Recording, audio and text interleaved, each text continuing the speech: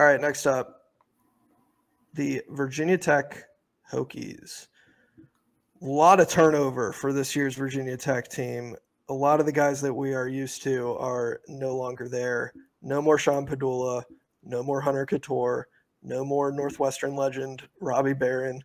Most of this rotation projects to be transfers. They bring in Hysier Miller from Temple. 16 points a game last year on horrendous efficiency. So production, but like at what cost?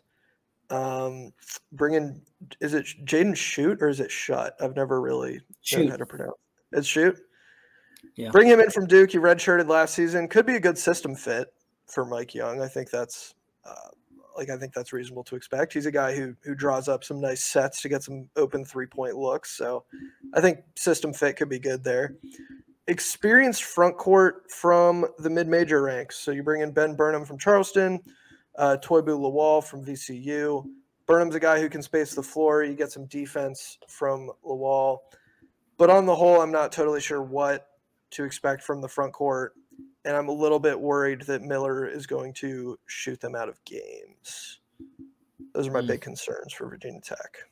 Do you think this is like they're destined to be bottom of the barrel ACC, or do you see a world where they're like decently competitive? I don't know. It's one of those weird ones because I think Mike Young can make a team decently competitive, but I'm not so sure he can do it with this roster. Beyond the fact how well it's kind of noted how deep in his bag he goes in terms of the X's and O's when you have this much turnover like you talked about. I wonder how quickly guys get up to speed with that. And yeah, I don't know. This feels like one of his worst rosters in his tenure in Blacksburg, just in terms of on paper kind of talent.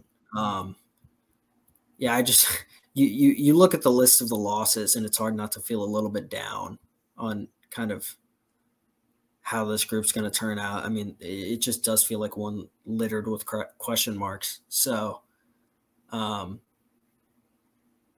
I don't know. Can Jaden Schutt be Hunter Couture light like immediately? I don't really know. Like he hasn't played in a live game in a year and more and change because he didn't really get much PT his freshman year at Duke. So Mike Young teams have been so defined by their offense, and it just like if like you said, Miller shoots them out of games, like I don't really know what to expect with these guys other than basement dwelling. Yeah. I don't think this team will be very good. But I think they'll have a random game or two where they look competent and maybe they beat one of the better teams in the conference. Like they suddenly like figure things out for one night and they, are hosting Wake Forest and they beat Wake Forest or something weird like that. Like that's kind of what I'm expecting here. Like there'll be a game where Miller is efficient and he gives them like 25 and then